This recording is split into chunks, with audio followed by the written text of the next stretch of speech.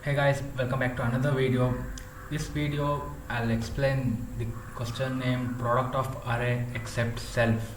Okay, just go through the question once, just pause the video, try to solve it by yourself, then hop back onto the video. Okay, the question given is given an array nums of n integers where n is obviously greater than 1, return an array output, right, that means return an array output such that output of I is equal to the product of all the elements in nums except that element. For example, the input array is 1 2 3 4. The output array will be in ones place you need to place 2 into 3 into 4, that is 2 into 3 6, 6 into 4 24. 24 is in ones place. Okay, in twos place you need to place 1 into 3 into 4, that is 1 into 3 is 3, 3 into 4 is 12. In 3's place you need to put 1 into 2 into 4, that is 8. In 4's place you need to put 1 times 2 times 3, that is 6. That's what the question is, product of array except that self element. Okay, and the constraint is it's guaranteed that the product of the elements of any prefix or suffix of the array, including the whole array, fits in a 32-bit integer. So we need not worry about memory overflow or integer overflow. And note, please solve it without division and in O of n. We should not use division operator in this question, or as they have specified it as a constraint. Okay, and we need to solve this question in linear time, that is O of n time. Okay, what's the follow-up? Could you solve it in constant space complexity? The output array does not count as extra space for the purpose of space complexity, because we need to have an extra array for output, right? And they have mentioned that the output array does not count as extra space. Okay, we'll try to do it without any extra space. I don't know whether we can do it or not. Let me just try. Okay, according to the constraints, we have given nums as the array, as a list actually. It contains integer and the return type should be a list of integers. Okay, I'll take the output list and let me initialize the list with none. Okay, so that we have something in the list.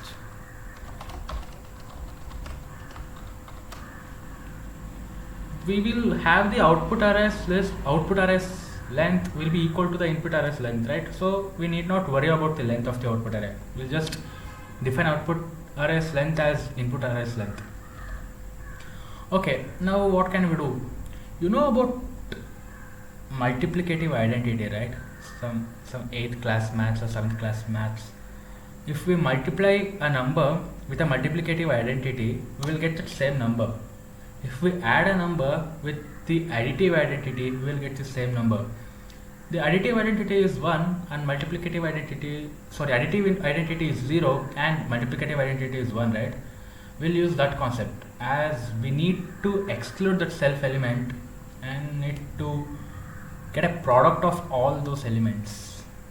Okay, I'll take multiplicative identity as product. Okay, it is 1. We scan the list first. Well, I use this. Then length of that array, that is nums. What we want to do? We will take output of I as product. So what we are literally doing over here is we are initializing that element. Like for the first scan, the output of I will be 1. I am initializing that to 1 itself, as 1 is the multiplicative identity and it will not change a number when multiplied with 1, right? Okay, that's why I am doing 1. Okay, I hope it works. I'll initialize to product, or else I can even initialize to 1. As I have initialized product to 1, I am initializing to product. Then I need to update the product, right? Okay, product times equal to that element.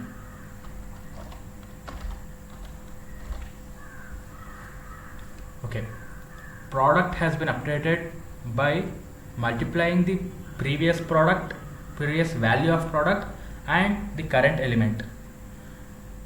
Okay, sounds interesting. Now just increment the variable. That is fine. Okay, now what we have, I'll just check what we have right now. Return output. I'll just run the code. Yes, you need to always check after every step what we are getting and what we should get, right? Otherwise, okay, time limit exceeded. Why? Oh shit. It should be I plus equal to 1. Minor mistakes will lead you to greater problems, I'm telling you. Okay, my input was 1 2 3 4 and I'm getting 1 1 2 and 6. 1 1 2 and 6. Okay, that means I have scanned the list once. I'm updating the list with the product value. Okay, sounds good. Let me go through the list again to update the values in a reverse manner. It's better, right? And I want to still keep product as 1. Now this time I'll try to update the list in a reverse order. You will take I is equal to len of nums minus 1. Should be minus 1? Yeah, it is. Okay, I'll take a while loop again. While I is greater than or equal to 0, I'll update the output's value. Output of I, it has to be updated with the product, right? What I'm doing over here is, as I have scanned the list already once, I have a list whose values are 1 1 2 and 6, right? Now I need to update the list in a reverse order, keeping this 6 and multiplying something to 6. I just don't want to get rid of these elements because I need to update those elements. That's why I'm updating those elements times the product. Okay, now I have to update even product also. Okay, product times nums of I. I have to update the product by that number in a reverse manner and increment the variable. We didn't do that last time and that cost us a lot. Okay, I hope this will work. What I'm doing over here is I'm scanning the list from front to back, I mean from first to last in this sequence, and from last to front, I mean from rear to front in this sequence. That will update the position of the output array with all the other values. I hope it will do so. Okay, we'll try to return. Okay, we will return. Oh shit, we have to return output, right? Come on. We have to return output. Okay, if all goes well, this should run.